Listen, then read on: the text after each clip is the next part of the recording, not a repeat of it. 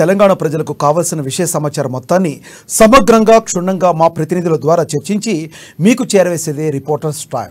నమస్తే, welcome to అమ్మా news reporters time. నేను లక్ష్మీనాగ్. ఇక పలు జిల్లాల నుంచి మా రిపోర్టర్స్ అందించే పూర్తి స్రవంతిని చూద్దాం.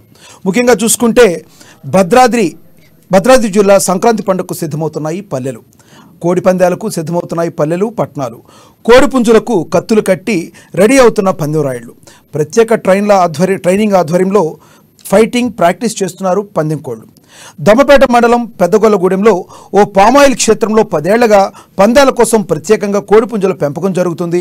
కోడిపుంజుల fighting, colour, breeding, track recording ఆధారంగా ధరలు 30,000 నుంచి 50,70,000 వరకు కూడా ఉండే అవకాశం ఉంది. యాక్చువల్గా మనందరికీ తెలుసు, ఈ కోడి పందాలను ప్రభుత్వాలన్నీ నిషేధిస్తూ ఉంటాయి. మరి ఇలా నిషేధించినప్పటికీ మన సంప్రదాయాల ఆచార సంప్రదాయాల్లో భాగంగా కోడి పందాలు అనేవి మన ప్రజల్లో మమేకమైపోయినాయి. మరి అలాంటప్పుడు ఇవి పోలీసులు కోళ్ళ పందాలు మేము ఎటువంటి పరిస్థితుల్లో ఆపుతామని చెప్తూ ఉంటారు. అదేవిధంగా వీళ్ళందరూ కూడా ఇలా కోడి పందాలకు రెడీ చేస్తుంటారు. అసలు ఆ జిల్లా వారీగా ఆ భద్రాద్రి జిల్లాలో అసలు ఏ విధంగా ఉందో మా రిపోర్టర్ శ్రీనివాస్ మరింత సమాచారాన్ని అందిస్తారు. శ్రీనివాస్, చెప్పండి మీ దగ్గర ఉన్న సమాచారాన్ని. సంక్రాంతి వచ్చిందంటే ఈ యొక్క తెలంగాణ కావచ్చు, ఆంధ్రప్రదేశ్ కావచ్చు, ఈ యొక్క రాష్ట్రాలకు సరిహద్దులో ఉన్నటువంటి మన తెలంగాణ రాష్ట్రంలోని భద్రాద్రి కొత్తగూడెం జిల్లా ప్రజలందరూ కూడా సంక్రాంతి పండగకు ఈ యొక్క కోళ్ల పందాలకు సిద్ధమవుతున్నటువంటి నేపథ్యం ఉంది. ఈ 4-5 రోజులు కూడా ఈ యొక్క కోళ్ల పందాలు విస్తృతంగా ఈ యొక్క అంటే పర్మిషన్ లేనప్పటికీ కూడా ఈ గుట్టు చప్పుడు కాకుండా కొన్ని సీక్రెట్ ప్రాంతాల్లో నిర్వహిస్తున్నటువంటి పరిస్థితి ఉంది. ఈ యొక్క కోళ్ల పందాలకు భద్రాద్రి కొత్తగూడెం జిల్లాలో అత్యధికంగా ఫామ్లు కూడా ఏర్పాటు చేసుకొని ఈ యొక్క దశాబ్ద కాలం నుంచి దమ్మపేట మండలంలో నిర్వహిస్తున్నటువంటి ఈ యొక్క కోళ్ల పందాలకు పెంపుడు కోళ్లు పెట్టింది పేరుగా ఈ యొక్క నిర్వహణ అనేది జరుగుతుంది. ఈ యొక్క కోళ్లకు బాదం పప్పు, పిస్తా పప్పు, అలాగే మటన్ కీమా ఇవన్నీ కూడా మనము అతి విలువైన ఫుడ్ గా మనం అరుదుగా అంటే కొంత ఉన్నత స్థాయి వర్గాలు తినేటువంటి ఈ యొక్క ఏవైతే మెనూ ఉందో ఈ మెనూని కోడి పుంజులకు అంటే పందెం కోడి పుంజులకు ఈ దానాగా పెడుతూ వాటికి అరుగుదల కోసం కూడా అంటే వాటిని వాకింగ్ కూడా చేపిస్తా ఉంటారు. అవసరమైతే స్విమ్మింగ్ లో కూడా నైపుణ్యత కూడా నేర్పించేటువంటి పరిస్థితులు ఉన్నటువంటి నేపథ్యంలో రేపు, ఎల్లుండి, అలాగే అవటెల్లుండి 3 రోజుల పాటు కూడా ఈ యొక్క సంక్రాంతి పండుగ సందర్భంగా ఈ యొక్క భద్రాద్రి కొత్తగూడెం జిల్లాలోని పలు గ్రామాల్లో కోళ్ల పందాలకు సిద్ధమవుతున్నటువంటి నేపథ్యంలో వీటికి అనుమతులు లేనప్పటికీ కూడా విస్తృత స్థాయిలోనే కోళ్ల పందాలు కొన్ని సీక్రెట్ ప్లేస్లలో నిర్వహించడం జరుగుతుంది. అరకొర దాడులు నిర్వహించి పట్టుకున్నప్పటికీ కూడా ఇవి మాత్రం అనాదిగా వస్తున్నటువంటి ఈ యొక్క ఆచారాన్ని కొనసాగిస్తున్నటువంటి సంక్రాంతి పండుగకు ప్రజలు సిద్ధమవుతున్నారు. అలాగే వీటిలో 20,000 నుంచి 10,000 నుంచి 20,000 నుంచి అలాగే లక్షలది వీటి ఖరీదులు కూడా ఉండటం అది గమనార్హం. ఎందుకంటే ఒక్కొక్క కోడి 2 లక్షలు కావచ్చు, 3 లక్షలు కావచ్చు, 10 లక్షల వరకు కూడా పలిగేటువంటి ఈ యొక్క కోడి పుంజులు వాటి రంగులను బట్టి పేర్లు పెట్టి ఆ యొక్క రంగులను బట్టి కూడా పందాలు నిర్వహించేటువంటి పరిస్థితి ఉందన్నమాట. వీటిలో కోళ్ల పేర్లు డేగ, కాకి డేగ, నెమలి, తెల్ల నెమలి, పూల కొక్కెర, రాసంగి, తెల్ల తీతువ, ఎర్ర తీతువ, అలాగే సీతువ రంగుల ఆధారంగా ఈ యొక్క పందాలను కూడా నిర్వహించేటువంటి సందర్భం ఉంది. ఈ యొక్క పందాలకు సిద్ధమవుతున్నటువంటి కాళ్లకు కత్తులు కట్టి నిర్వహించేటువంటి ఈ యొక్క కోడి పందాలకు భద్రాద్రి కొత్తగూడెం జిల్లా నలుమూలల నుంచి కూడా ఆసక్తి ఉన్నటువంటి ప్రజలు శ్రీనివాస్, మరి పందెంరాయుళ్ళకి ఏమైనా పోలీసులు ఏమైనా సూచనలు చేశారా? సూచనలు కానీ హెచ్చరికలు ఏమైనా పంపించారా దీనికి సంబంధించి? అంటే సంక్రాంతి పండగ వస్తుందంటేనే ప్రజల్లో కోళ్ల పందాలు వేసేటువంటి వారి యొక్క ఆనందానికి అవధులు ఉండవు. ఆ ఆనందము ఎంత ఖరీదైనా కూడా పెట్టేటువంటి అవకాశం ఉన్నటువంటి నేపథ్యంలో పోలీస్ శాఖ నుంచి కోళ్ల పందాలు నిర్వహించొద్దు అనేటువంటి సంకేతాలు ఉన్నప్పటికీ కూడా ఆసక్తి కలిగినటువంటి పందెం రాయుళ్లు మాత్రం పందాలు నిర్వహించేందుకు ఈ యొక్క సీక్రెట్ ప్లేసుల్లో నిర్వహించేందుకు సిద్ధమవుతున్నారని కూడా మనకి సమాచారం ఉంది. Lakshman, thank you Srinivas. అదేవిధంగా ఎన్నికల్లో ఓటమి తర్వాత బీఆర్ఎస్ మాజీ ఎమ్మెల్యేలకు గడ్డు పరిస్థితులు ఎదురవుతున్నాయనే చెప్పాలి. బీఆర్ఎస్ పాలనలో ఓ వెలుగు వెలిగిన ఆర్మూర్ మాజీ ఎమ్మెల్యే జీవన్ రెడ్డి ఓటమి తర్వాత ఒక్కో పదవి వదులుకుంటున్నారు. అదేవిధంగా జిల్లా అధ్యక్ష పదవిని సైతం కోల్పోయే పరిస్థితులు ఎదుర్కొంటున్నారు జీవన్ రెడ్డి. అసలు ప్రస్తుత పరిస్థితుల్లో జీవన్ రెడ్డి యొక్క పరిస్థితి ఎలా ఉంది, ఆయన రాజకీయ ఎదుగుదలకు సంబంధించి ఆయన ఏమి నిర్ణయాలు తీసుకుంటున్నారు, మా ప్రతినిధి నిజామాబాద్ ప్రతినిధి నవీన్ అందిస్తారు. నవీన్, చెప్పండి మీ దగ్గర ఉన్న విషయ సమాచారాన్ని. Thank you. ముఖ్యంగా అధికారంలో ఉన్నప్పుడు ఒక వెలిగిన నిజామాబాద్ జిల్లా ఆర్మూర్ ఎమ్మెల్యే జీవన్రెడ్డి ఇటు ప్రభుత్వం కోల్పోయిన తర్వాత గడ్డు పరిస్థితి మాత్రం ఎదుర్కొన్న పరిస్థితి ఏర్పడుతుందని చెప్పొచ్చు. ముఖ్యంగా ఇటు ముచ్చటగా 3 పదవులు అనుభవించినటువంటి ఎమ్మెల్యే జీవన్రెడ్డికి ఇటు అధికారం కోల్పోయిన తర్వాత ఒక్కొక్క పదవి కోల్పోయిన పరిస్థితి ఏర్పడుతుంది. అయితే తెలంగాణ వచ్చిన తర్వాత జరిగిన 2 ఎన్నికల్లో ఎమ్మెల్యేగా 2 సార్లు గెలుపొందారు. అయితే 10 సార్లు ఎమ్మెల్యే పదవి అనుభవించారు. అయితే మొన్న జరిగినటువంటి అసెంబ్లీ ఎన్నికల్లో జీవన్ రెడ్డి ఆర్మూర్ నుండి కూడా ఓడిపోయిన తర్వాత కూడా అతని ఎమ్మెల్యే పదవి కూడా కోల్పోయిన పరిస్థితి కనిపిస్తుంది. అయితే ఎమ్మెల్యేగా ఉన్నప్పుడు కూడా అతనికి పియూసీ చైర్మన్ తో పాటు నిజామాబాద్ జిల్లా బీఆర్ఎస్ పార్టీ అధ్యక్షుడిగా కూడా మొత్తం 3 పదవులు కూడా అనుభవించాడు. ఇక్కడ నిజామాబాద్ జిల్లాలో మొత్తం 5 నియోజకవర్గాలు ఉన్నాయి. 5 నియోజకవర్గాలకు గాను ప్రతి ఒక్కరికి ఇటు వేముల ప్రశాంత్ మంత్రి ఉన్నప్పటికీ కూడా ప్రతి ఒక్క ఎమ్మెల్యే కూడా కేవలం ఎమ్మెల్యేగా ఉన్న పరిస్థితి కనిపిస్తుంది. కేవలం జీవన్ రెడ్డికి ముచ్చటగా ఇటు పియూసీ చైర్మన్ కావచ్చు, ఎమ్మెల్యే కావచ్చు, పార్టీ జిల్లా అధ్యక్షుడు 3 పదవులు అనుభవిస్తున్న పరిస్థితి ఉంది. అయితే ఎమ్మెల్యే పదవి మొన్న జరిగినట్టు అసెంబ్లీ ఎన్నికల్లో ఓడిపోయిన తర్వాత ఎమ్మెల్యే పదవితో పాటు అతనికి పియూసీ చైర్మన్ పదవి కూడా పోయింది. అయితే దాంతో పాటు ఇది జరిగిన కొన్ని రోజులకి కూడా ఇప్పుడు అతనికి ఏదైతే నిజామాబాద్ జిల్లా బీఆర్ఎస్ పార్టీ అధ్యక్షుడు ఉన్నారో అది కూడా కోల్పోయే పరిస్థితి ఉందంటూ తెలుస్తుంది. అయితే మొన్న జరిగినటువంటి నిజామాబాద్ పార్లమెంట్ సమావేశంలో స్వయాన కేటీఆర్ కి జిల్లా సంబంధించిన కీలక నాయకులు కూడా అతనికి జిల్లా అధ్యక్ష పదవిని కూడా తొలగించాలని చెప్పి కూడా స్వయాన కేటీఆర్ కూడా చెప్పిన పరిస్థితి కనిపిస్తుంది. మొన్న అతనికి జిల్లా అధ్యక్ష పదవి ఇచ్చినప్పటి నుంచి కూడా ఇంతవరకు కార్యకర్తల సమావేశం ఏర్పాటు చేయలేరు. దాంతో పాటు జిల్లాలో మొన్న జరిగినట్టు ఎన్నికల్లో కూడా ఎక్కడ ప్రచారం కూడా చేయలేరు. పూర్తిగా పార్టీని కూడా పట్టించుకోలేదని చెప్పి కూడా జిల్లా BRS party working president KTR కూడా చెప్పిన పరిస్థితి కనిపిస్తుంది. దీంతో అతన్ని తప్పించే కూడా ప్రయత్నాలు జరుగుతున్నట్లు కూడా వార్తల బట్టి తెలుస్తుంది. అయితే అతని ప్లేస్ లో ముఖ్యంగా నిజామాబాద్ జిల్లా సంబంధించి మాజీ మంత్రి కాంగ్రెస్ బీఆర్ఎస్ పార్టీ సీనియర్ నాయకులు అయినటువంటి వేముల ప్రశాంత్ రెడ్డికి ఇస్తారని కూడా వార్తలు వస్తున్న పరిస్థితి మాత్రం కనిపిస్తుంది. అయితే ఎన్నికల్లో ఓడిపోయిన తర్వాత కూడా ఒక్కొక్కటిగా అతనికి ఉష్టి బిగిస్తుందని కూడా చెప్పవచ్చు. ఎందుకంటే ఎమ్మెల్యే పదవి పోయిన తర్వాత కూడా ఎవరైతే టీఎస్ఆర్టీసీ కూడా ఒక నోటీస్ పంపించింది. ఆర్టీసీ బస్ స్టాండ్ ఆర్మూర్ లోనే ఆర్టీసీ బస్ స్టాండ్ పక్కనే ఏర్పాటు చేసినటువంటి జీవన్ రెడ్డి మాల్ కు 2 కట్టాలి, సుమారు 7.5 కోట్లు కట్టాలని చెప్పి కూడా ఆర్టీసీ అధికారులు నోటీస్ అంటించారు. దాంతో పాటు ఇటు విద్యుత్ శాఖ అధికారులు కూడా 2.5 కోట్లు కూడా విద్యుత్ బకాయిలు కట్టాలని చెప్పి కూడా అతని కరెంటు. అయితే నవీన్, చెప్పండి, జీవన్ రెడ్డి అనుచరులు కానీ తదుపరి స్టెప్ ఏం తీసుకోబోతున్నారు? ఒకవేళ అదే నిజమైతే ఆయనకి ఆ పదవి కూడా పోయేటట్టు ఉంటే ఒకవేళ నెక్స్ట్ స్టెప్ ఏం తీసుకోబోతున్నారు? వారందరూ కూడా బీఆర్ఎస్తో సుముఖంగా ఉన్నట్లనే అనుకోవచ్చా?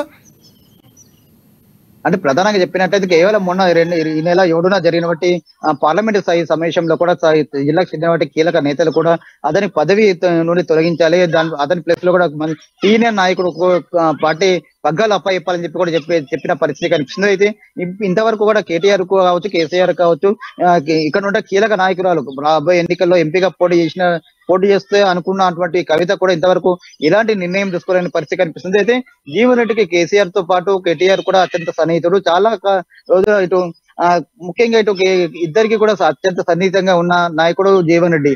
అది ఇప్పటికి కూడా బీఆర్ఎస్ పార్టీ చెందిన వర్కింగ్ ప్రెసిడెంట్ కేటీఆర్, కేసీఆర్ ఎవరు కూడా ఇతని పదవి నుండి తప్పిస్తామని చెప్పి ఎలాంటి కింది స్థాయి నాయకులకు కూడా ఎలాంటి హామీ కూడా ఇవ్వని పరిస్థితి కనిపిస్తుంది. అయితే ఒకవేళ పదవిని తప్పిస్తే మాత్రం ఖచ్చితంగా పార్టీలో ఉండవలసిన పరిస్థితి ఉంది. ఎందుకంటే జీవన్ రెడ్డికి ఆ పార్టీ తప్ప వేరే పార్టీ కూడా వెళ్ళని పరిస్థితి కనిపిస్తుంది.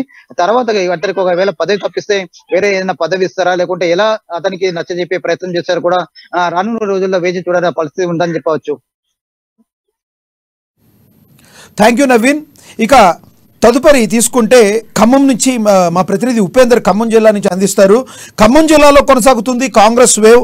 మున్సిపాలిటీలు మేయర్ పదవిపై అవిశ్వాసం పెట్టే అవకాశం కనిపిస్తుంది. Khammam Nagar corporation, Sathupalli municipal corporation, Madhira municipal corporation, Wyra municipal కార్పొరేషన్లో కూడా ఇది కనిపిస్తుంది. గతంలో టీఆర్ఎస్ హయాంలో గెలిచిన పదవులే ఉన్నప్పటికీ కూడా ఎన్నికల ముందు కాంగ్రెస్లో చేరిన వైరా మున్సిపల్ చైర్మన్ జైపాల్ తుమ్మల పొంగులేటి హవాతో బెంబేలెత్తిపోతున్నారు అక్కడ కార్పొరేటర్లు. ఇప్పుడు రానున్న పార్లమెంట్ ఎన్నికల్లో కూడా కాంగ్రెస్ తన హవాను నడిపించడానికి సిద్ధమవుతుంది. ఆ తర్వాత జిహెచ్ఎంసీ ఎన్నికల్లో కూడా తన హవాను ఎలాగైనా కూడా మేము రాష్ట్ర వ్యాప్తంగా ఉన్న మున్సిపల్ ఎన్నికల్లో కూడా మేము చాటుతామని చెప్పి కాంగ్రెస్ ఆల్రెడీ చెప్తుంది. మరి ఖమ్మం జిల్లాలో ఇక్కడ ఏ విధంగా ఉందనేది మా ప్రతినిధి ఉపేందర్ అందిస్తారు. ఉపేందర్, చెప్పండి, ఖమ్మం జిల్లాలో కాంగ్రెస్ పరిస్థితి ఎలా ఉంది ప్రజెంట్? లక్ష్మీనాగ్, ఖమ్మం జిల్లాకు సంబంధించి కాంగ్రెస్ పార్టీ వేవ్ భయంకరంగా ముందుకు కొనసాగుతా ఉంది. దాదాపు ఇప్పటి వరకు అప్రహతాతంగా ఖమ్మం జిల్లా వ్యాప్తంగా అన్ని రకాల జరిగినటువంటి ఎన్నికలు ప్రతిదీ విజయం సాధిస్తూనే ఎవరు ఊహించిన విధంగా ఖమ్మం జిల్లా డిసిసిబి చైర్మన్ పై కూడా కాంగ్రెస్ కన్నేసినట్టుగా స్పష్టంగా మనకి సమాచారం లభ్యమైంది. ఇక్కడ ఖమ్మం నియోజకవర్గంలో రణదపాలెం మండలం విపాలనకి సంబంధించినటువంటి పిఎస్సిఏ చైర్మన్ గా నుండి గెలుపొంది డిసిసిబి చైర్మన్ గా ఎన్నికైనటువంటి ఎవరైతే కురాకులు నాగభూషణం ఉన్నారో ఆ నాగభూషణానికి సంబంధించినటువంటి అతన్ని పిఎస్సిఎస్ చైర్మన్ గా తొలగించాలని చెప్పేసి ఇప్పటికే అవిశ్వాసాన్ని నిలబెట్టుకోవాలని చెప్పేసి కూడా అక్కడ ఉన్నటువంటి వాళ్ళు ఉన్నటువంటి అధికారి వీళ్ళందరూ కూడా సమాచారం ఇచ్చారు. అక్కడ ఉన్నటువంటి ప్రధానమైనటువంటి 15 రోజుల్లో కూడా ఏదైతే డిసిసిబి చైర్మన్ గా ఉన్నటువంటి పిఎస్సిఏ చైర్మన్ గా ఉన్నటువంటి ఎవరైతే కురాకులు నాగభూషణం ఉండో ఈ 15 రోజుల్లో తన యొక్క పదవి ఉంటుందా పోతుందా అనేటువంటిది కూడా ఒక సందిగ్ధత, ఒక చర్చ కొనసాగుతున్నటువంటి నేపథ్యంలో మిగిలినటువంటి ఖమ్మం జిల్లాలో ఉన్నటువంటి ప్రధానమైనటువంటి 3 మున్సిపాలిటీలో ఒక కార్పొరేటర్ కి సంబంధించినటువంటి ఏదైతే ఈ ప్రాంతాల్లో రానున్నటువంటి రోజుల్లో ఈ పదవులు ఎవరిని వరించబోతా ఉన్నాయి, ఈ మున్సిపాలిటీలో కార్పొరేషన్ చైర్మన్ గా మేయర్ పదవిని కొనసాగిస్తారా, లేదా మున్సిపల్ చైర్పర్సన్ ని కొనసాగిస్తారా, లేకపోతే అవిశ్వాసం పెట్టే అవకాశం ఉందా అనేటువంటి చర్చ మాత్రం ఖమ్మం జిల్లా వ్యాప్తంగా అన్ని రాజకీయ పక్షాల్లో కొనసాగుతా ఉంది. ఇక్కడ ఖమ్మం జిల్లా వ్యాప్తంగా ప్రధానంగా ఖమ్మం నగరంలో ఉన్నటువంటి మున్సిపల్ కార్పొరేషన్ గా ఉన్నటువంటి ఖమ్మం నగరం మొదలుకొని అటు మధిర నియోజకవర్గానికి సంబంధించినటువంటి మధిరాతో పాటు వైరా, సత్తుపల్లి ఈ అన్ని చోట్ల కూడా గత ప్రభుత్వం హయాంలో గెలిచి మేయర్ పదవులకు సంబంధించి ప్రస్తుతం బాధ్యతలు కొనసాగుతా ఉన్నాయి. అయితే ఖమ్మం జిల్లాలో ప్రధానమైనటువంటి వైరా నియోజకవర్గానికి చెందినటువంటి వైరా మున్సిపల్ చైర్పర్సన్ గా ఉన్నటువంటి ఎవరైతే సుతాఖాన్ జైపాల్ ఉన్నారో, జైపాల్ ఎన్నికలకు ముందు పొంగులేటి శ్రీనివాసరెడ్డి సమక్షంలో కాంగ్రెస్ లో చేరిన నేపథ్యంలో అతనిపై అవిశ్వాసాన్ని కోరుతూ కూడా జిల్లా కలెక్టర్ కి అక్కడ కార్పొరేటర్లు, బీఆర్ఎస్ కార్పొరేటర్లు ప్రస్తుతం అక్కడ ఉన్నటువంటి నోటీస్ ఇచ్చారు. అదే నేపథ్యంలో ఖమ్మం జిల్లాలో ప్రధానమైనటువంటి వైరా నియోజకవర్గానికి చెందినటువంటి దాంట్లో ఎక్కువ మంది కూడా ప్రస్తుతం కాంగ్రెస్ లోకి రావడంతో అక్కడ ఉన్నటువంటి బీఆర్ఎస్, కాంగ్రెస్, ఇతర కూటమి అందరూ కూడా ఈక్వల్ కనబడతా ఉంది. అక్కడ ప్రస్తుతం కాంగ్రెస్ ప్రభుత్వం హవా కొనసాగుతున్న నేపథ్యంలో అక్కడ సుతాఖాన్ జైపాల్ పదవికి ఎటువంటి గండం ఉండే అవకాశం లేదు. ప్రస్తుతం ఆయన కాంగ్రెస్ యాస్టీస్ కొనసాగే అవకాశం కనబడుతుంది. అదే నేపథ్యంలో సత్తుపల్లి నియోజకవర్గానికి చెందినటువంటి దాంట్లో దాదాపు అక్కడ 23 వార్డు మెంబర్స్ కానీ 23 చోట్ల కూడా బీఆర్ఎస్ జెండా ఎగరవేసింది. అక్కడ ఉన్నటువంటి ప్రధానమైనటువంటి ఎవరైతే కౌన్సిలర్స్ ఉన్నారో కౌన్సిలర్స్ 23 మందిలో ఇటీవల కాలంలో ఎన్నికల సందర్భంగా 5గురు అక్కడ వైస్ చైర్మన్ గా ఉన్నటువంటి ఒక నేతతో పాటు సుధారాణితో పాటు మిగిలినటువంటి మొత్తం 5గురు సభ్యులు 22 మందిలో 5గురు ప్రస్తుతం కాంగ్రెస్ లో కొనసాగుతా ఉన్నారు. 18 మంది హావాలో ఉన్నటువంటి బీఆర్ఎస్ అక్కడ కూడా బలమైన పట్టుతో ఇప్పుడు ప్రస్తుతం కొనసాగుతోంది. మారుతున్న రాజకీయ సమీకరణ ఏ రకంగా మారుతాయి, ఎవరు కాంగ్రెస్ తీర్థం పుచ్చుకుంటారు ఏంటి అనేటువంటిది కూడా అక్కడ ప్రస్తుతం చర్చనీయాంశంగా మారింది. అదే నేపథ్యంలో మధిర నియోజకవర్గానికి చెందినటువంటి మధిర పట్టణ మున్సిపాలిటీలో కూడా అక్కడ కూడా బీఆర్ఎస్ఏ అక్కడ ఉన్నటువంటి పాలకవర్గం కొనసాగుతోంది. అక్కడ టీడీపీ 3 ఇండిపెండెంట్ 1 ఒక కార్పొరేటర్ చనిపోవటం, మరో 2 కౌన్సిలర్ సంబంధించినటువంటి వాళ్ళు బీఆర్ఎస్ నుంచి కాంగ్రెస్ లోకి రావడం, ఇక్కడ కూడా మైనార్టీలోకి 13 మంది మాత్రమే అక్కడ కొనసాగుతా ఉన్నారు. దాదాపు 15 మందిలో 13 మంది మాత్రమే అక్కడ ఉన్నటువంటి మధిర నియోజకవర్గంలో కౌన్సిలర్స్ కొనసాగుతా ఉన్నారు. అయితే మధిర మున్సిపాలిటీకి సంబంధించి అక్కడ కూడా పదవి గండం తప్పదని చెప్పేసినటువంటిది కూడా అక్కడ భావిస్తా ఉన్నారు. అక్కడ కూడా కాంగ్రెస్ పార్టీ కాన్సన్ట్రేషన్ చేస్తే అనేక మంది కూడా కౌన్సిలర్స్ అంటే బట్టి విక్రమార్క ప్రాతినిధ్యం వహిస్తున్నటువంటి నియోజకవర్గం కావడం, డిప్యూటీ సీఎం గా ఆర్థిక శాఖ మంత్రిగా ఉన్నటువంటి బట్టి విక్రమార్క తన యొక్క ఆలోచన కనుక మార్చుకొని ఎవరినైనా ఆహ్వానిస్తే తప్పకుండా అక్కడ కూడా చాలా మందికి కౌన్సిలర్స్ కాంగ్రెస్ లో చేరేటువంటి అవకాశం ఉంది. ఇక ఖమ్మం నగరానికి సంబంధించి ప్రధానమైనటువంటి మేయర్ పదవికి సంబంధించి దీనిపై రకరకాలుగా చర్చ కొనసాగుతోంది. ఎలక్షన్స్ ముందు కూడా ఖమ్మం మేయర్ కాంగ్రెస్ లో చేరుతుంది అనేటువంటి చర్చ జరిగినటువంటి నేపథ్యంలో అజయ్ కుమార్ యొక్క వ్యూహంతో మేయర్ ఎక్కడ కూడా పోకోకుండా నిర్బంధించి ఖమ్మంలో ఉన్నటువంటి మున్సిపాలిటీ పరిధిలో 60 కార్పొరేటర్స్ ఉంటే ఈ 60 మందిలో దాదాపు ఇప్పటి వరకు కాంగ్రెస్ అటు బీఆర్ఎస్ మధ్య ప్రధానమైనటువంటి నేతల మధ్య పోటీ ఉంది. అదే గెలుపు కూడా అదే రకమైన అడుగులు వేసింది. అంటే ఇక్కడ సిపిఎం సిపిఐ 2 గెలవడం, ఒకటి బీజేపీ గెలవడం, మరోవైపున 11 సీట్ల వరకు కూడా ఇండిపెండెంట్ అభ్యర్థులు గెలిచి కాంగ్రెస్ లో చేరడం. ఇటీవల కాలంలో తుమ్మల నాగేశ్వరరావు వేవ్ తోటి పొంగులేటి తోటి దాదాపు 8 నుంచి 10 మంది కార్పొరేటర్స్ బీఆర్ఎస్ మీడి కాంగ్రెస్ లో చేరడం ఫలితంగా కాంగ్రెస్ దరిదాపుల్లోకి పోటీకి ఉండేటువంటి అవకాశం కనబడతా ఉంది. అయితే ప్రజాస్వామ్యాన్ని కాపాడుతాం, గత పాలక వర్గాలు ఏదైతే చీట్ చేసి ప్రజాస్వామ్యం లేకుండా చేశారో దానికి భిన్నంగా మా కాంగ్రెస్ ప్రభుత్వం పరిపాలన కొనసాగిస్తామని చెప్పినటువంటి ఏదైతే అంశాలు ప్రజలకు ఇచ్చిన మాట వాగ్దానం ఏదైతే ఉందో ఈ వాగ్దానాన్ని బేస్ చేసుకొని ఇప్పటి వరకు కూడా కాంగ్రెస్ ప్రధానమైన నాయకత్వం కూడా ఎటువంటి అడుగు కూడా ముందుకేయట్లేదు. ఎవరైనా కాంగ్రెస్ పార్టీకి ఇప్పటివరకు ఖమ్మం జిల్లాకు సంబంధించినటువంటి ప్రధానమైనటువంటి కార్పొరేటర్స్ ఖమ్మం నగరంలో కార్పొరేటర్స్ మీద తీవ్రమైనటువంటి ఆరోపణలు వస్తా ఉన్నాయి. భూ కబ్జా ఆరోపణలతో పాటు రకరకాల బెదిరింపులతో పాటు ఇతర 59వ జీవోని దుర్వినియోగం ఇలాంటి అంశాలు కూడా ప్రధానంగా చర్చకు వస్తా ఉన్నాయి. వీటిపై కూడా సమగ్ర విచారణ జరిపించేందుకోసం కూడా ఇప్పటికే ఆ టాస్క్ ఫోర్స్ టీము, జిల్లా కలెక్టర్, అలాగే ప్రభుత్వం ప్రధానంగా మంత్రివర్యులు కూడా ఆ రకమైన కృషి చేస్తా ఉన్నారు. అయితే చాలా మంది కూడా ఇప్పటికే తుమ్మల వేవ్ తోటి పొంగులేటి వేవ్ తోటి గత పాలక వర్గాలు చేసినటువంటి తప్పిదాన్ని కప్పిపుచ్చుకునేందుకోసం వీళ్ళపై రాయబారాన్ని కోరుతా ఉన్నారు.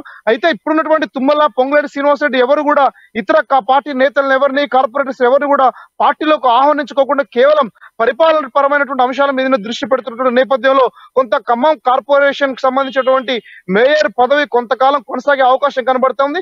ఏదేమైనా సరే రానున్నటువంటి రోజుల్లో ఖమ్మం జిల్లాలకు సంబంధించి పార్లమెంట్ ఎన్నికలు రాబోతున్న నేపథ్యంలో ఖమ్మం జిల్లాలో ఉన్న ప్రధానమైనటువంటి ఇప్పటివరకు పదవుల్లో కొనసాగుతున్నటువంటి బీఆర్ఎస్ శ్రేణులు ఎవరైతే ఉన్నారో ఇప్పటికే కాంగ్రెస్ నేతలు ముఖ్యమైనటువంటి 3 మంత్రులతోటి సంప్రదింపులు జరుపుతూ పూర్తిగా బీఆర్ఎస్ ని వీడి కాంగ్రెస్ లోకి వచ్చేందుకోసం ప్రణాళిక రూపొందిస్తా ఉన్నారు. అదే గనక మంత్రులు కనుక ఆహ్వానం పలికి ఓకే చెప్తే ఖమ్మం జిల్లాలో పూర్తిగా బీఆర్ఎస్ ని ఖాళీ చేసి ఖమ్మం జిల్లాలో కాంగ్రెస్ ని బలాన్ని పెంచేటువంటి అవకాశం కనబడతా ఉంది. లక్ష్మీనారాయణ, ఈ పరిణామాలు చోటు చేసుకోవడం కొంతకాలం దాదాపు ఎన్నికలు జనవరి పూర్తి అయిపోయిన తర్వాత ఏప్రిల్ నాటికి ఎన్నికల నోటిఫికేషన్ రాబోతున్న నేపథ్యంలో పార్లమెంట్ ఎన్నికలు ముగిసిన వెంటనే ఈ ప్రక్రియ కొనసాగుతుందని చెప్పేసినటువంటిది కూడా కొంత చర్చ కొనసాగుతోంది. ఏదైనా రాజకీయాలు మాత్రం శరవేగంగా మారుతున్నటువంటి ఈ తరుణంలో ఖమ్మం జిల్లాలో బీఆర్ఎస్ కి గండం తప్పట్లేదు. బీఆర్ఎస్ ద్వారా పొందిన పదవులు కూడా గండం పొంచి ఉందనేటువంటిది కూడా స్పష్టంగా చెప్పుకోవచ్చు. లక్ష్మీనాథ్, ఉపేందర్, ఇక్కడ చూసుకుంటే ఖమ్మం జిల్లా వరకు వచ్చేటప్పటికి టీడీపీ హవా కూడా కొంతవరకు ఉంటుంది. మరి అక్కడ ఉన్న ప్రజల్లో కూడా టీడీపీ కార్యకర్తలు కూడా ఉన్నారు. మొన్న జరిగిన ఎలక్షన్లో టీడీపీ కార్యకర్తలు కూడా కాంగ్రెస్కి బాగా సపోర్ట్ చేయడం జరిగింది. మరి టీడీపీ నుంచి ఏమన్నా సపోర్ట్ తీసుకునే అవకాశం ఉందంటారా ఈ రానున్న స్థానిక ఎన్నికలైతేనేంటి, పార్లమెంట్ ఎన్నికలైతే దేనికైనా కూడా? ఖమ్మం జిల్లాకు సంబంధించి ఇటీవల కాలంలో జరిగిన ఎన్నికల్లో, అసెంబ్లీ ఎన్నికల్లో కంప్లీట్ గా టీడీపీ పార్టీ కాంగ్రెస్ కి పూర్తికి మద్దతుగా ఇవ్వడం ఫలితం కూడా కొంత అనూహ్యమైన ఫలితాలు లభించాయి. ఇదే దోస్తానం కొనసాగించే అవకాశం చంద్రబాబు నాయుడు యొక్క ప్రధానమైనటువంటి ఆదేశాలకు అనుగుణంగా టీడీపీ నడుచుకునేటువంటి అవకాశం కనబడతా ఉంది.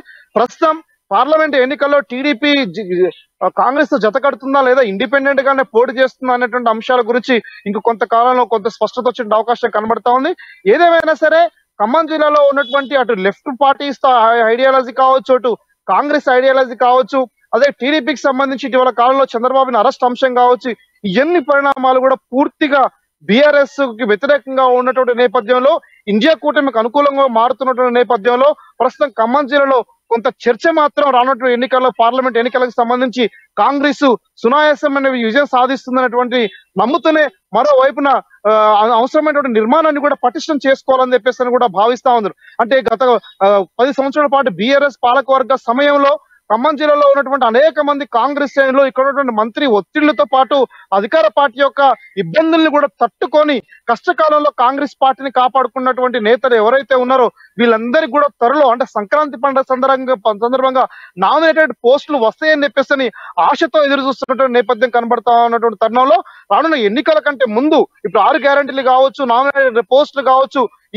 కొత్తగా ప్రభుత్వం ఏర్పాటున తరిగినటువంటి ప్రజలకు అవసరమైనటువంటి అవసరాలు కావచ్చు, ఇవన్నీ తీర్చేందుకోసం రేవంత్ రెడ్డి నాయకత్వంలో ఖమ్మం జిల్లా నుంచి ప్రాతినిధ్యం మంత్రులు అందరూ కూడా కలిసికట్టుగా ముందుకు సాగి ఖమ్మం జిల్లాలో కాంగ్రెస్ పార్టీని మరింత బలోపేతం చేస్తూ పటిష్టం చేయాల్సినటువంటి అవసరం రానున్నటువంటి రోజుల్లో ఉందనేటువంటిది కూడా ప్రస్తుతం కాంగ్రెస్ వర్గాల్లో అటు మిగతా రాజకీయ పక్షాల్లో ఆ చర్చ కొనసాగుతా ఉంది.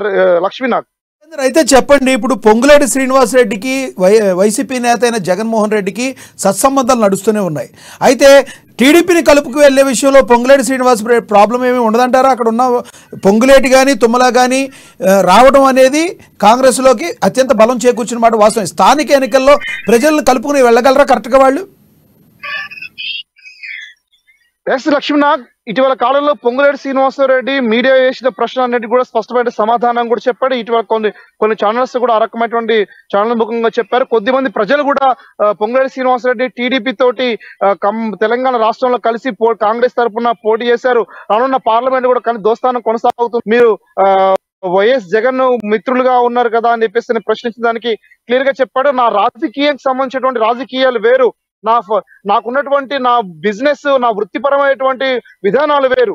నాకు వృత్తిపరంగా నా వ్యక్తిగతంగా జగన్ స్నేహితుడైనప్పటికీ నేను మాత్రం కాంగ్రెస్ పార్టీ ఇచ్చినటువంటి ఆదేశాలకు అనుగుణంగానే తన యొక్క వృత్తిని కొనసాగిస్తూ తన యొక్క బాధ్యతల్ని కొనసాగిస్తానని చెప్పేసి కూడా స్పష్టంగా చెప్పాడు. ఇక్కడ టీడీపీ శ్రేణుల్ని కూడా అదే నేపథ్యంలో కాంగ్రెస్ శ్రేణులు ఏ రకంగా చూస్తా ఉన్నారో టీడీపీ శ్రేణులు కూడా ఒకే రకమైనటువంటి పద్ధతిలో కూడా ఎవరిని ఎవరిని తక్కువగా చూడకోకుండా సమానంగా ఖమ్మం జిల్లాలో పొంగులేటి శ్రీనివాసరెడ్డి ఆ రకమైనటువంటి కృషి చేస్తూ ముందుకు పోతా ఉన్నాడు.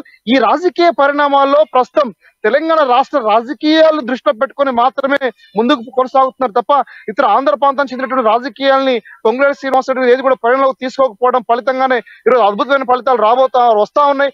ఇంకా రానున్నటువంటి రోజుల్లో ఇంకా పొంగులేటి తుమ్మల అటు బట్టి విక్రమార్క కలిసి కట్టుకు తీసుకునే నిర్ణయాలు ఖమ్మం జిల్లాలో మరింత పటిష్టం చేస్తాయి. తెలంగాణ రాష్ట్రంలో కాంగ్రెస్ ఇచ్చినటువంటి హామీల్ని సర్వేగా అమలు చేయడం కోసంతో పాటు ప్రజల యొక్క సమస్యను తీర్చే విధంగా ఎంత ఉపయోగపడతాయి అని చెప్పేసినటువంటిది కూడా ప్రస్తుతం ఆ రకమైనటువంటి ప్రజలు విశ్వాసంతో కొనసాగుతా ఉన్నారు. Lakshminath, thank you Upender. ఇక వరంగల్ జిల్లా విషయానికి వస్తే గతేడాది నుంచి వరంగల్ జిల్లా వర్ధనపేట మున్సిపాలిటీలో ముసలం పుట్టింది. అవిశ్వాస తీర్మానాన్ని ప్రవేశపెట్టాలని కలెక్టర్లలో ఆర్డీఓకు కౌన్సిలర్ల వినతులు అందించారు.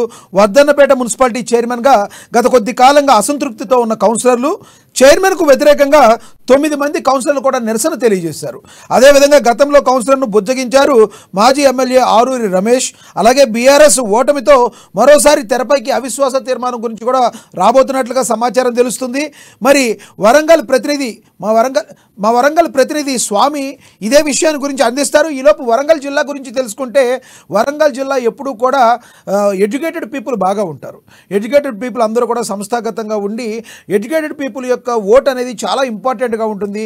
మరి గత ప్రభుత్వం ఏదైతే ఉందో, తెలంగాణ ప్రభుత్వం ఏదైతే ఉందో వరంగల్ జిల్లాని ఎంతవరకు ఆదుకుంది ఏంటి అనేది దాని మీద కూడా ఎన్నికలు జరిగే అవకాశం ఉంటుంది. అయితే ఎప్పుడు కూడా బీఆర్ఎస్కి ఖమ్మంలోను వరంగల్లోనూ కొంత నెగిటివ్ ఉన్నమాట వాస్తవమే. ఇప్పుడు కాంగ్రెస్ ఎప్పుడైతే ఇలా వచ్చిందో ఆటోమేటిక్గా మరి జిల్లా వ్యాప్తంగా కూడా కాంగ్రెస్ బలపడుతుందన్నమాట వాస్తవం. అయితే వరంగల్ ఇలా ఆ సిచ్యువేషన్స్ ఎలా ఉన్నాయి, మరి మున్సిపాలిటీలో ముసలం పుట్టింది అంటున్నారు. మరి దీని గురించి మరింత సమాచారాన్ని మా ప్రతినిధి స్వామి అందిస్తారు. స్వామి, చెప్పండి అక్కడున్న సమాచారాన్ని. ఎస్ లక్ష్మీనాథ్, ఇప్పటికే ఉమ్మడి వరంగల్ జిల్లా వ్యాప్తంగా కూడా కాంగ్రెస్ అధికారంలోకి రాగానే రాష్ట్ర వ్యాప్తంగా, తెలంగాణ రాష్ట్ర వ్యాప్తంగా ఇప్పటికే ప్రస్తుతానికి ఉమ్మడి వరంగల్ జిల్లా వ్యాప్తంగా కూడా ఇక్కడ మున్సిపాలిటీలో కూడా ఒక ముసలం మొదలుకుందని చెప్పుకోవచ్చు. గత పాలకులచే అణచివేయబడ్డ కౌన్సిలర్లు అయితే ఇలా ఒకసారిగా అభివృద్ధి పదంలో కూడా నడవలేదని చెప్పి కూడా చైర్మన్ పదవికి రాజీనామా చేయాలంటూ కూడా ముక్కుమ్మడిగా కూడా రాజీనామా లేఖలు కూడా సమర్పించిన పరిస్థితి అయితే కనపడుతుందని చెప్పుకోవచ్చు. ప్రస్తుతానికైతే వర్ధనపేట నియోజకవర్గంలోని కూడా కొత్తగా ఏర్పడ్డ మున్సిపాలిటీలో కూడా ముసలం మొదలవుతుందని చెప్పుకోవచ్చు. 12 కార్పొరేటర్లు ఉండగా 9 మంది కార్పొరేటర్లు బీఆర్ఎస్ సంబంధించిన వారైతే కాంగ్రెస్ పార్టీలో చేరేందుకు కూడా కసరత్తు చేస్తున్న నేపథ్యంలో కనపడుతుంది. ఇప్పటికే కోట్లాది రూపాయలు వెచ్చించినప్పుడు కూడా వర్ధన్నపేట నియోజకవర్గంలో కూడా అభివృద్ధి శూన్యమని చెప్పి కూడా మున్సిపాలిటీ పరిధిలోని కూడా ఆ కౌన్సిలర్లు అయితే ఒక కసరత్తు నేపథ్యంలో కూడా మొత్తానికి ఆ కౌన్సిలర్ అంటే చైర్మన్ పదవికి రాజీనామా చేయాలని చెప్పి కూడా వేరే కౌన్సిలర్ అంటే ఇతర కౌన్సిలర్లను కూడా ముద్దగించే గత మాజీ ఎమ్మెల్యే కూడా అరుణ్ రమేష్ నేతృత్వంలో కూడా కొంతమందిని మభ్యపెడుతూ కూడా ఇప్పటిదాకా వారిని కాపాడుకుంటూ వచ్చిన నేపథ్యం అయితే కనపడుతుందని చెప్పొచ్చు. ఇప్పుడు 9 మంది కూడా వర్ధన్నపేట మున్సిపాలిటీ కార్యాలయంలో కూడా వారందరినీ కూడా ఆ 9 మంది కూడా మొత్తానికి కాంగ్రెస్ పార్టీ కసరత్తు చేస్తూ ఉన్నది. ఇప్పటికే కాంగ్రెస్ నేతలతో కలుస్తాడు. ప్రస్తుతానికైతే వర్ధన్నపేట ఎమ్మెల్యే కేఆర్ నాగరాజు నేతృత్వంలో కూడా వర్ధన్నపేట మున్సిపల్ చైర్మన్ కూడా మొత్తానికి మార్చే అవకాశాలు ఎక్కువ కనపడుతుందని చెప్పొచ్చు. 9 మంది కార్పొరేటర్లు కూడా ఇవాళ ముఖ్యమంత్రిగా రాజీనామా చేస్తానని చెప్పి కూడా సమర్పించిన కలెక్టర్లకైతే సమర్పించిన పరిస్థితి కనపడుతుందని చెప్పొచ్చు. ప్రస్తుతానికైతే ఇక్కడ వేల కోట్ల రూపాయలు కూడా వర్ధన్నపేట నియోజకవర్గానికి వచ్చినప్పటికీ కూడా వాళ్ళని కనీసం అభివృద్ధి ఆమడ దూరంలో ఉన్నారని చెప్తున్న పరిస్థితి కనపడుతుంది. కంపల్సరీగా కమిషనర్ గా అంటే మున్సిపల్ చైర్మన్ గా జోహాన్ కూడా ఆయన వెంటనే రాజీనామా చేయాలి, ఆయన పదవికి అర్హుడు కాదని చెప్పి కూడా 9 మంది అయితే కనిపించిన పరిస్థితి అయితే వర్ధన్నపేటలో మున్సిపాలిటీలో నెలకొందని చెప్పుకోవచ్చు. లక్ష్మీనాథ్ చెప్పండి స్వామి, ఆరూరి రమేష్ కౌన్సిలర్ను బుజ్జగించారంటున్నారు. మరి కౌన్సిలర్ సైడ్ నుంచి వాళ్ళ వాయిస్ ఏ విధంగా ఉంది? వాళ్ళందరూ స్టే అయ్యే అవకాశం ఉందా, నిలబడే అవకాశం ఉందా, లేదంటే బయటకు వచ్చేసే అవకాశం ఏమైనా కనిపిస్తుందా? రైట్ లక్ష్మీనాథ్, ఇప్పటికే గతంలో కూడా బీఆర్ఎస్ ఎమ్మెల్యే మాజీ ఎమ్మెల్యే కొనసాగుతున్న అరుణ్ రమేష్ అయితే బడా కాంట్రాక్టర్ అని చెప్పుకోవచ్చు. కాంట్రాక్ట్ పనులన్నీ కూడా కౌన్సిలర్ల పేర్లతో కూడా వారే చేసుకుంటూ వారే ధనార్జనే దేహంగా కూడా గత ఎమ్మెల్యే చేకూరించుకున్నాడని చెప్తున్న పరిస్థితి కనపడుతుంది. ఇప్పటికీ వారికి అంటే కొన్ని ముడుపులు చెల్లించి చీకటి ఒప్పందం కుదిరించుకొని కూడా కొంతమందిని కౌన్సిలర్లను మభ్యపెట్టి ఇంతకాలం కూడా ఆపారని చెప్తున్న పరిస్థితి అయితే కనపడుతుంది. కానీ ఇక్కడ నుంచి మాత్రము కాంగ్రెస్ పార్టీ ఎప్పుడైతే తెలంగాణలో ఫామ్ అయిందో అప్పటి నుంచి కూడా ముసలం మొదలైందని చెప్పుకోవచ్చు.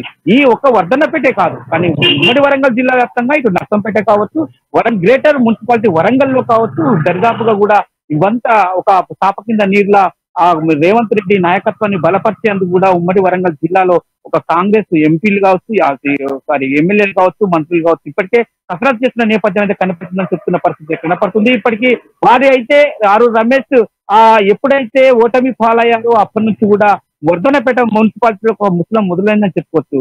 నాగనాథ్, ఇక్కడ స్వామి చెప్పండి, ఇక్కడ వరంగల్ జిల్లాలో ఏదైతే ఉందో అంతకుముందు డెవలప్మెంట్ సరిగ్గా జరగలేదని, స్థానికంగా అనేక సమస్యలు ఉన్నాయని చెప్పి ప్రజల్లో కూడా చాలామంది చెప్పడం జరిగింది.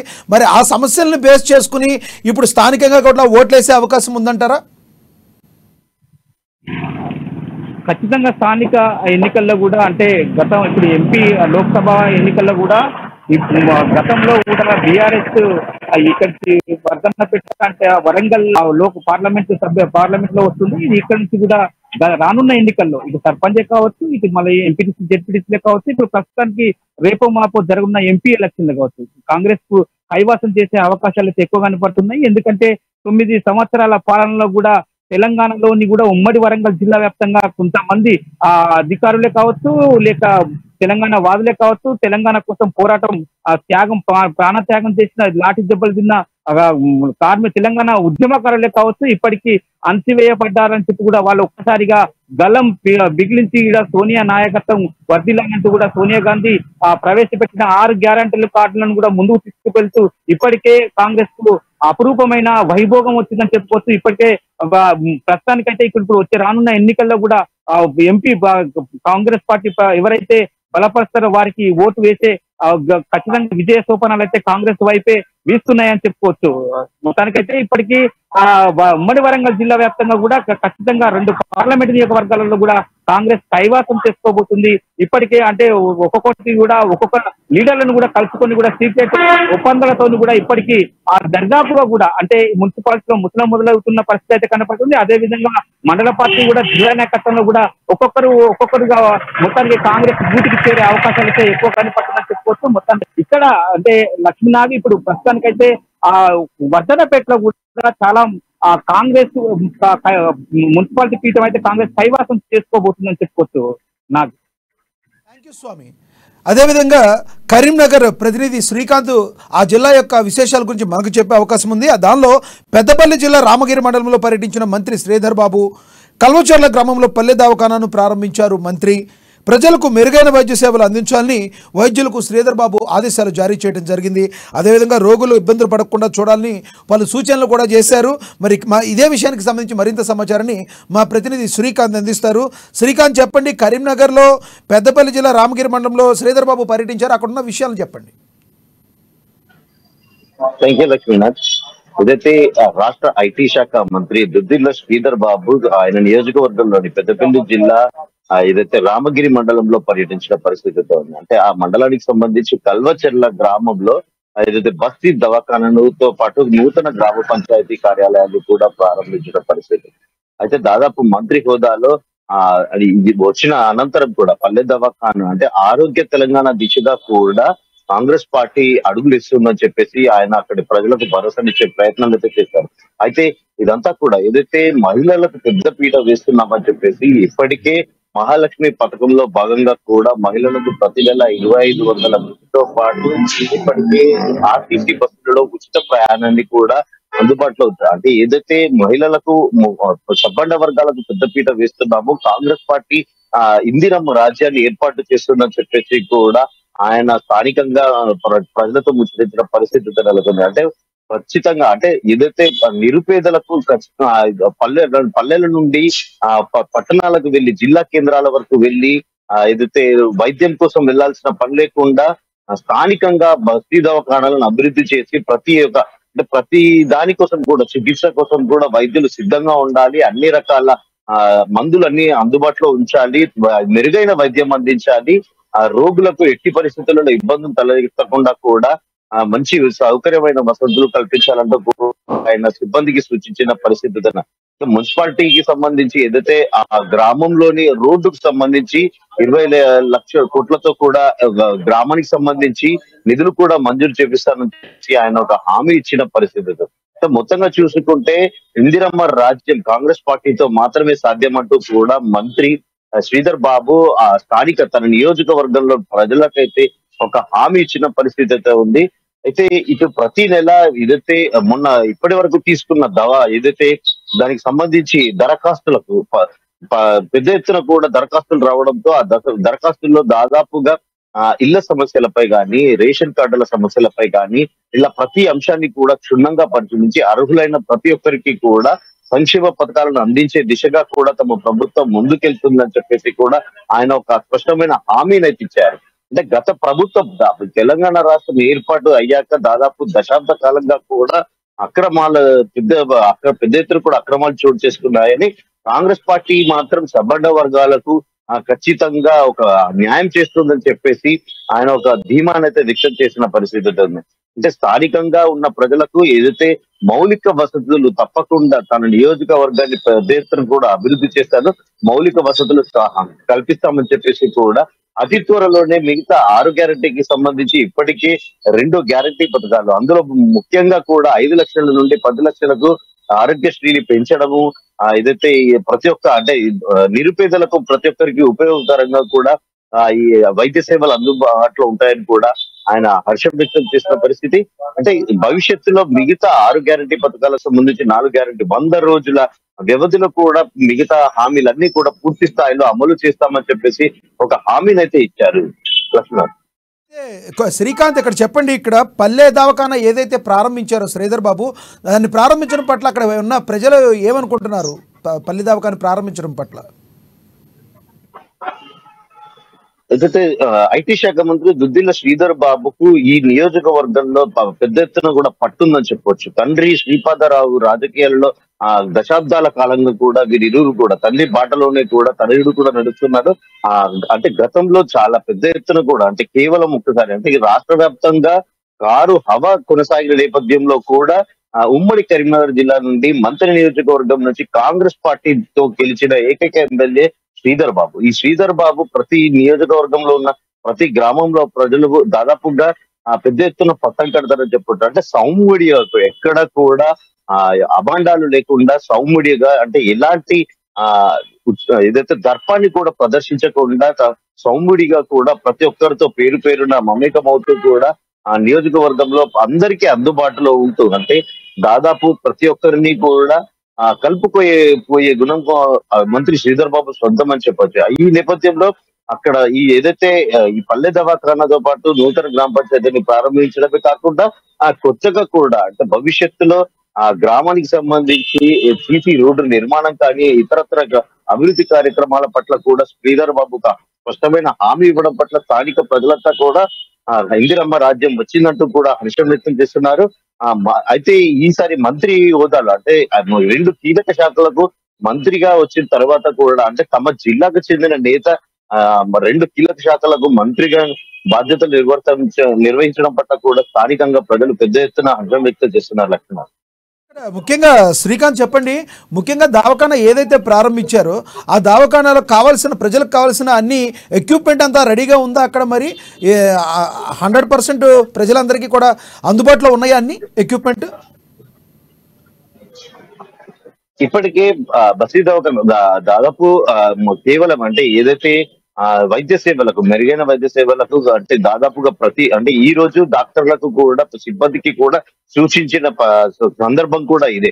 అంటే ప్రతి ఒక్క అంటే మినిమం వైద్య సేవలు ఖచ్చితంగా వైద్య సేవలు మినిమం స్థాయిలో అందుబాటులో ఉంచాలి. ఏదైనా పెద్ద తరహా ఉన్నప్పుడు మాత్రమే బయట జిల్లా కేంద్రానికి మాత్రం వెళ్లాల్సి ఉంటుంది. అంటే దాదాపు ప్రతి దానికి కూడా వైద్యం అందించాలి.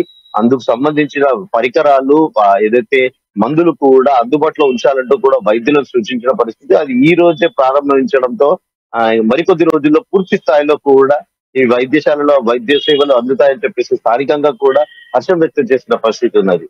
లక్ష్మణ్, అదేవిధంగా పాలమూరు నుంచి మా ప్రతినిధి ఉన్నారు. ఎమ్మెల్యేగా 4 రోజులు ప్రజా జీవితం చాలా బాగుందని ఎమ్మెల్యే పర్ణికారెడ్డి చెప్పారు. ప్రజలకు సేవ చేయడం నాకు పూర్తి సంతృప్తినిచ్చిందని చెప్తున్నారు పర్ణికారెడ్డి.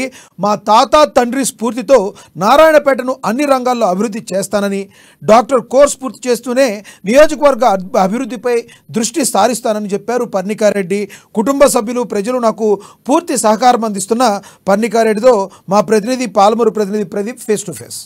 కాంగ్రెస్ పార్టీ ప్రభుత్వం ఏర్పాటు చేసి 4 రోజులైన నేపథ్యంలో ఉమ్మడి పాలమూరు జిల్లాకు చెందిన ఎమ్మెల్యేలంతా క్షేత్రస్థాయిలో పర్యటిస్తున్నారు. నిత్యం ప్రజల్లో ఉంటూ వారి సమస్యను తెలుసుకుంటూ ముందుకు సాగుతున్నటువంటి పరిస్థితి ఉంది. మరోవైపు కాంగ్రెస్ పార్టీ ఏదైతే ఎన్నికల్లో ఇచ్చిన హామీలను కూడా అమలు చేస్తూ 6 గ్యారంటీలను తెచ్చింది. దానిపైన కూడా సమగ్రంగా విస్తృతంగా క్షేత్రస్థాయిలో ప్రచారం చేస్తూ ఏదైతే దానికి సంబంధించిన సొల్యూషన్స్ కూడా చేస్తున్నటువంటి నేపథ్యం. ఇప్పుడు మనం నారాయణపేటలో ఉన్నాం. నారాయణపేటకు సంబంధించి పర్ణికారెడ్డి ఎమ్మెల్యే గారు మనతో ఉన్నారు. వారిని అడిగి మరిన్ని విషయాలు తెలుసుకునే ప్రయత్నం చేద్దాం. మేడం, ముందుగా నూతన సంవత్సర సంక్రాంతి శుభాకాంక్షలు మీకు అడ్వాన్స్. మీకు కూడా. ఈ 4 రోజుల ఎమ్మెల్యేగా మీ అనుభవం ఎట్లా ఉంది? చాలా బాగుందండి అనుభవం అనేది. అసలు రెస్పాన్స్ జనాల నుంచి చాలా వాళ్ళకి ఏంటంటే సంతోషం ఉందండి. కాంగ్రెస్ పార్టీ శ్రేణుల్లో కూడా చాలా ఉత్సాహం ఉంది. ఫస్ట్ టైం చాలా రోజుల తర్వాత అసలు నారాయణపేట కాన్స్టిట్యున్సీ వచ్చినప్పటి నుంచి ఫస్ట్ టైం కాంగ్రెస్ పార్టీ గెలవడం కాబట్టి చాలా సంతోషంగా ఉన్నారు. చాలా సంతోషంగా నడుస్తుందండి ఇప్పటివరకు. మీ నడవడిక తాత తండ్రి కనిపిస్తున్నారని నియోజకవర్గ ప్రజలు సంతోషం వ్యక్తం చేస్తారు. దానికి అనుగుణంగా అభివృద్ధి కూడా అదే స్థాయిలో ఉంటుందా? తప్పకుండా ఉంటుందండి. అదే ఆలోచనతో ముందుకొచ్చాం కాబట్టి తప్పకుండా అభివృద్ధి కూడా అలానే ఉంటుంది. ఏదైతే ఇప్పుడు నాతో పాటు తిరుగుతున్నారు చాలామంది, వాళ్ళకి అలసటగా ఉన్నట్టుంది. ఎందుకంటే నేను వాళ్ళని కూడా అలానే ఉరికిపిస్తాను కాబట్టి ఒకటేనండి, ప్రజల కోసం చేసుకుంటే వెళ్ళినప్పుడు ఫాస్ట్నెస్ కూడా అవసరం అండి. ఫాస్ట్నెస్ లేకపోతే అది పనులు జరగవు కావు కూడా. ఒకవైపు డాక్టర్, మరోవైపు రాజకీయం, ఈ 2 ఎట్లా మేనేజ్ చేస్తున్నారు? మేనేజ్ అవుతున్నాయండి ఇప్పుడు నేను చెప్పినాను. నేను ముందు కూడా 1-2 ఇంటర్వ్యూస్లో కూడా చెప్పింది ఏంటంటే లాస్ట్కి నేను పండుకునే ముందు 1 గంట సేపు చదువుకునే పండుకుంటాను. ఎందుకంటే అది నాకు అక్కడ నుంచి కట్ అయిపోతే కష్టం అవుతుందండి. ఎందుకంటే it is difficult to get back to the subject మాకు కూడా. సో నాది రేడియాలజీ కాబట్టి మాది వాస్ట్ సబ్జెక్ట్ ఉంటుంది కాబట్టి so I will have to study and sleep, then only I can go and give my exams కూడా. సో ఆ ఆలోచనతో ముందుకు వెళ్తున్నాను. సో నడుస్తుంది, 2 కూడా బ్యాలెన్స్ చేస్తున్నాను ఇప్పటికైతే. ఏదైతే ప్రజా జీవితం అనేది ప్రజలకు అంకితం చేసిన తర్వాత నిత్యం ప్రజల్లో ఉండాల్సిన పరిస్థితి, మరోవైపు కుటుంబ నేపథ్యం కూడా రాజకీయం, మరోవైపు మీరు డాక్టర్ చేస్తున్నారు. ఈ 3 మేనేజర్లో ఏదైనా కొంత ఒక్కసారి కాకుండా ఒక్కసారి ఇబ్బంది అనిపిస్తుందా? ఇబ్బందులు ఉంటాయండి, ఇబ్బందులు లేవని నేనైతే అబద్ధం చెప్పను. నేను ఎందుకంటే ఏది చెప్పినా నిజం చెప్తాను కాబట్టి నాకు ఏదున్నా I will be very straightforward. ఇబ్బందులు ఉంటాయండి. ఇప్పుడు ఆబ్వియస్లీ ఇప్పుడు ఏంటంటే నాకు ఫ్యామిలీ ఇంకా పాలిటిక్స్ మేనేజ్ చేయడంలో కూడా కొన్ని ఇబ్బందులు వస్తాయి. ఎందుకంటే నాకు చిన్న కొడుకుంటాడు, వాడేమో ఏడుస్తుంటాడు, నేనేమో నియోజకవర్గం రావాల్సి వస్తుంది. సో ఆ ఇబ్బందులు దాటుకుంటూ ముందుకు వెళ్తున్నాను. వాడు కూడా చాలా మెచ్యూర్డ్గా ఉన్నాడు కాబట్టి అదొకటి.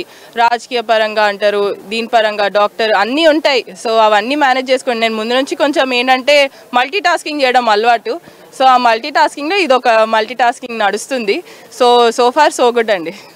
ఏదైతే కుటుంబం రాజకీయానికి సంబంధించి మీరు నిత్యం ప్రజల్లో ఎమ్మెల్యేగా రాజకీయ జీవితంలో ఉన్నారు, ఫ్యామిలీ సపోర్ట్ ఎట్లా ఉంది? ప్రధానంగా మీ వారి సపోర్ట్ ఎట్లా ఉంది? ఫ్యామిలీ సపోర్ట్ చాలా బాగుందండి. మా హస్బెండ్ కూడా చాలా బాగా సపోర్ట్ చేస్తున్నారు. ఎందుకంటే అక్కడ ఉన్నారు హైదరాబాద్లో, అంటే నా కొడుకుకి తోడుగా ఉన్నారు కాబట్టి. And also he's a doctor కాబట్టి తను ఉంటారు. And he's very supportive. మా ఇన్లాస్ కానివ్వండి, వాళ్ళు ఎప్పుడు కూడా నన్ను డాటర్ ఇన్లా లాగా చూడలేదు, కూతురులాగా చూసుకున్నారు ముందు నుంచి కూడా, పెళ్ళైనప్పటి నుంచి కూడా అదే సపోర్ట్. ఇప్పుడు కూడా మా అత్తమ్మ పొద్దున సాయంత్రం కాల్ చేస్తుంది, నువ్వు ఇంటికి చేరినావా, తిన్నావా, ఏమవుతుంది అని మా అత్తమ్మ కంటిన్యూస్గా కాల్ చేస్తారు. మా అమ్మ అన్న అన్నిసార్లు కాల్ చేయదేమో, ఎందుకంటే తను కూడా బిజీ ఉంటుంది కాబట్టి. సో తప్పకుండా ఆ సపోర్ట్ బాగుంది. అటు సైడ్ నుంచి అయితే ఇటు సైడ్ నుంచి అయితే ఇంకా తెలియని అవసరం లేదండి. ఎప్పుడు మా మామగారు ఏంటంటే నియోజకవర్గంకి ఇంకా రాలేదు, కానీ షాడో లాగానే నడుస్తారండి నేను. సో ప్రతి మూమెంట్ అనేది కూడా తను ఫాలో చేసుకుంటూ వస్తారు. దాంతోపాటు మా మదర్ కూడా ఎవ్రీడే నైట్ తప్పకుండా షీ మేక్ షూర్ మాట్లాడుతుందని. సో అలా సపోర్ట్ అనేది చాలా బాగుంది.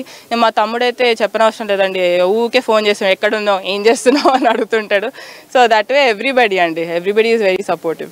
ఏదైతే నియోజకవర్గ సమస్యల వరకు వస్తే ప్రధానంగా నారాయణపేట నియోజకవర్గంలో ఉన్న సమస్యలపై ఎట్లా మీరు దానికి సాల్యూషన్ చూపించబోతున్నారు? ప్రజలకు సాగునీరు కానీ, విద్యాపరంగా కానీ, వైద్యపరంగా కానీ, తర్వాత ఉపాధి పరంగా కానీ ఏం చేయబోతున్నారు? ఒకటండి, నేను ప్రచారం అప్పటి నుంచి కూడా చెప్పుకుంటూ వస్తున్నానండి. మళ్ళీ నేను చెప్తే ఊకే చెప్తుంది, ఏం చేస్తలేదు అని అనుకుంటారు. సో దానికి కాకుండా నేను చేసి చూపించినాక మాట్లాడితే ఇంకా బెటర్గా ఉంటుంది. సో ఏవైతే సమస్యలు ఉన్నాయో ఆల్రెడీ క్లారిటీ ఉంది మాకు, ఏ సమస్యలని ఫోకస్ చేసి ఏ సమస్యల మీద ఫోకస్ చేయాలి అనేది కూడా చాలా క్లారిటీతో ఉన్నాం. తప్పకుండా ఆ సమస్యల మీద ఫోకస్ చేస్తాం. గవర్నమెంట్ స్టిల్ సెటిలింగ్ డౌన్ అండి, 1 month కూడా కాలేదు గవర్నమెంట్ ఫామ్ అయ్యి, కాబట్టి అవన్నీ కూడా సెటిల్ డౌన్ అయినాక తప్పకుండా ఒక్కొక్క తర్వాత ఒకటి step by step will go ahead అండి. ఏదైతే ప్రజాపాలనకు సంబంధించి లక్షల్లో వినతులు వచ్చాయి. ఒకవైపు బీఆర్ఎస్ పార్టీ 9.5 సంవత్సరాలు అభివృద్ధి చేసినామంటున్నారు. అభివృద్ధి చేస్తే ఇప్పుడు ఇన్ని వినతులు ఎందుకు వస్తాయని మీరు అంటున్నారు. అంటే దీంట్లో ఏది కరెక్ట్ వేరియంట్?